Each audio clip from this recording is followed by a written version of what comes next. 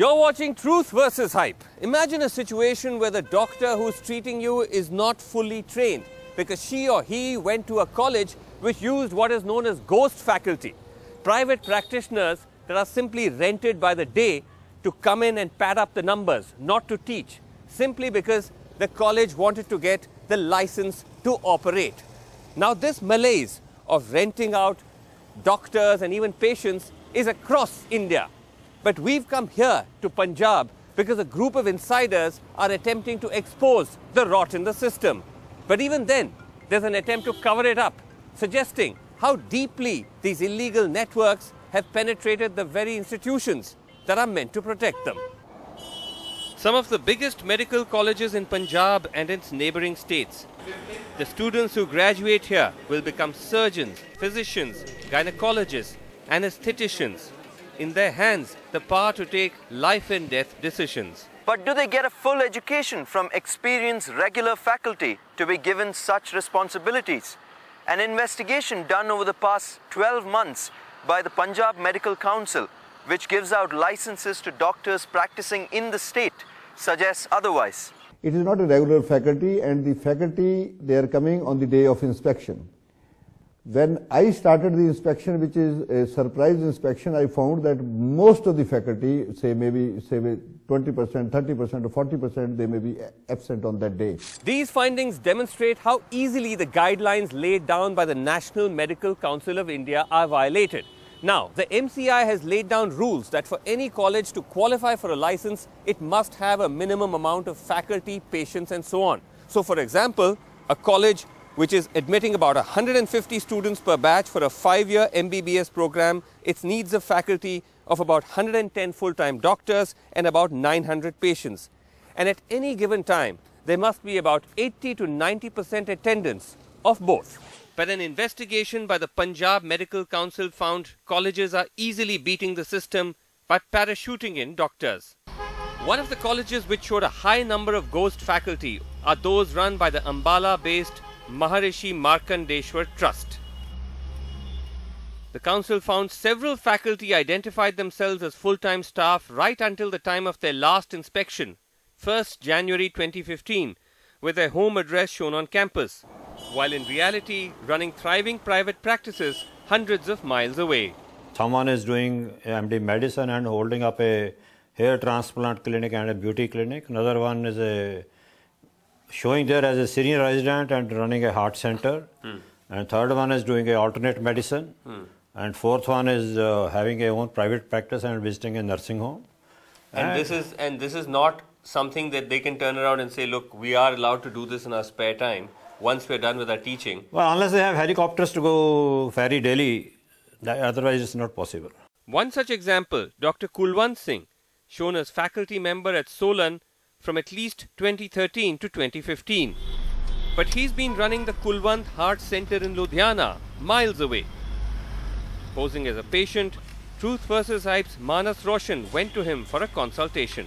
The receptionist there told me that he's been running the clinic for at least 15 years. Okay, so the claims that he was teaching in the middle, whatever, the indication you got is he's been doing it for a long time.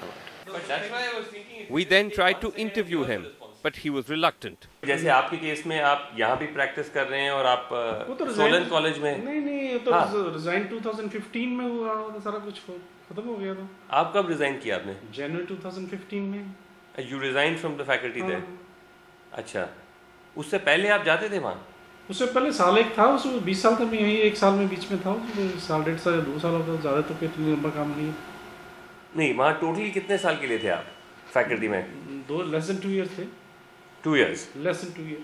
Dr. Singh says that he resigned at the beginning of last year, which is something many of the other doctors told us as well, quite possibly the result of the ongoing investigation. But what that still doesn't explain is that for the years when he was declaring himself as faculty, how his center continued to run.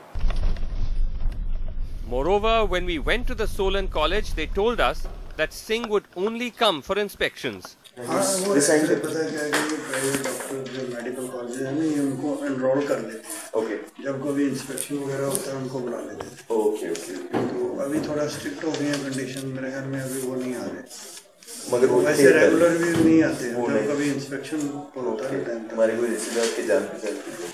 Further evidence. His tax returns show that during the same period he was drawing salary from the college of rupees 50,000 per month.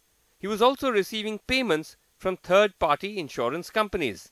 Your name comes in this and people may have a doubt कि क्या है issue.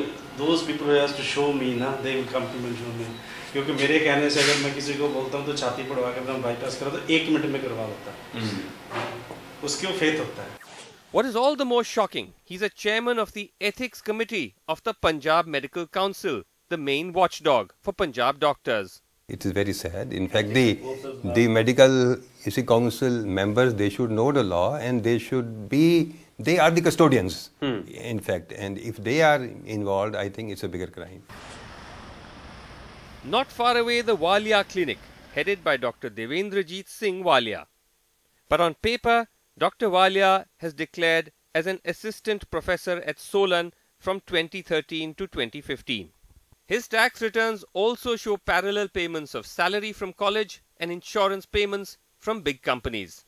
So it was the same drill with Dr. Walia, who also practices in Ludhiana, and this is the prescription that he wrote out after checking me out. Okay. And what we found there was pretty much the same with Kulwant, that he's been running the clinic for years now. For it's ages. Regular practice.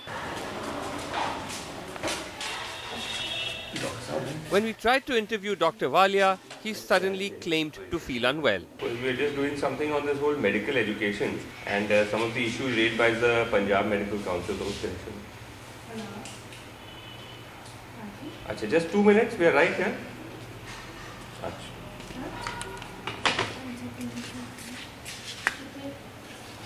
क्या तबीयत ठीक नहीं है? Madam अगर वो देख रहे हैं पेशेंट्स को तो हमसे भी मिल सकते हैं. Some of the doctors, if we contact them, they say that, look, we've resigned from that college. Subsequent to the examination, is that a legitimate defense? Well, that's an offense. They fill their forms like a regular faculty and they complete the requirements for the seats required for that place. And then they say, we have been kind enough to resign. That's no safety for them.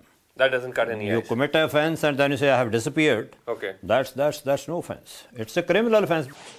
These revelations undermine the claims made by the Maharishi Markandeshwar colleges of providing world-class medical education. Now we're in the Solan, Himachal Pradesh campus of the Maharishi Markandeshwar University. And as you can see, the medical college and hospital is behind me. When we went inside to the emergency care and the OPD, we found that there were almost no patients present on a Friday morning and very few doctors.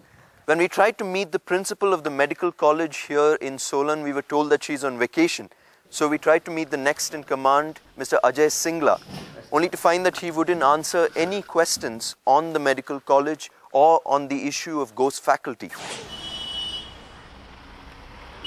Another college which came in the crosshair, the Punjab Institute of Medical Sciences in Jalandhar.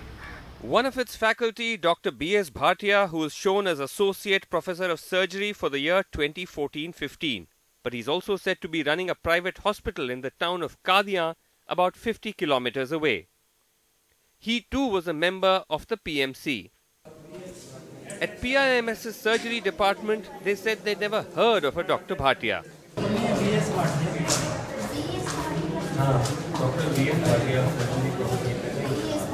Dr. Bhatia's explanation, he resigned immediately after the inspection.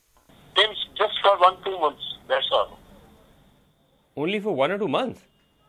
Yeah, not more than that. 2 months only. December and January. That's all. Oh, I see. No, because when we went to PIMS and we asked, they said they'd never heard of you. That's why. Yeah, that's it. Just for 2 months I was there. That's all. Hello? Fortis Hospital.